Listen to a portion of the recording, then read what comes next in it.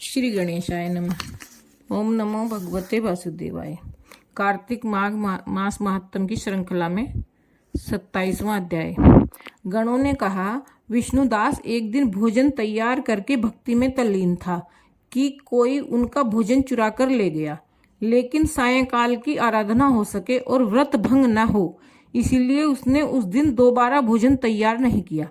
श्री नारद जी ने कहा कि हे राजन, इस तरह लगातार 7 दिन तक कोई दूसरा भोजन चुराता रहा। तब वह हैरान होकर सोचने लगा कि यह तो बड़ी विचित्र घटना है कि न जाने कौन हर रोज मेरे भोजन को चुरा कर ले जाता है। फिर भी इस देवस्थान को छोड़ना नहीं चाहिए।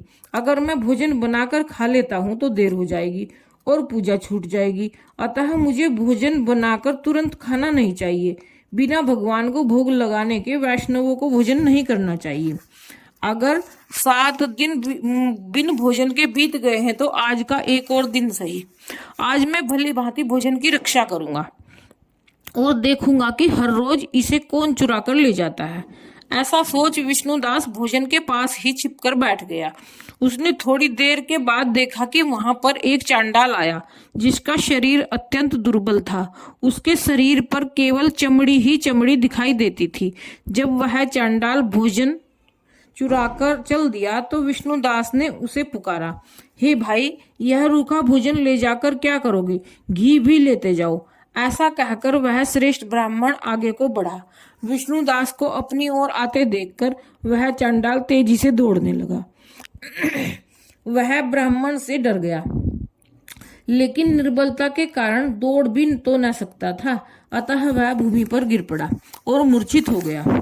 चांडाल को मूर्छित देखकर विष्णुदास लपक कर उसके पास पहुंचा और अपने वस्त्र से उस पर हवा करने लगा।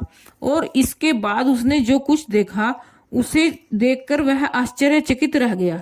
उसने देखा कि उसके सम्मुख शंख चक्र गदा पद्म पीतांबरधारी चतुर्भुजी रूप अलसी के फूलों के समान वाले छाती में कौस्तुभ माला से सुशोभित साक्षात श्री विष्णु भगवान खड़े हैं। भगवान का दर्शन करके सात्विक भाव से मुक्त वह श्रेष्ठ ब्राह्मण उनकी स्तुति तथा प्रणाम कुछ भी न कर सका। वहीं पर सब इंद्र आदि देवता भी उपस्थित हो गए और गंधर्व तथा अप्सराएं आकर गीत गान करने लगी तथा नृत्य करने लगी। ब्राह्मण उन्हें प्रणाम करने के लिए ही उतावला हुआ। त्यों ही वहां संपूर्ण देव गंधर्व और अप्सराएं आ गई। नृत्य संगीत होने लगे।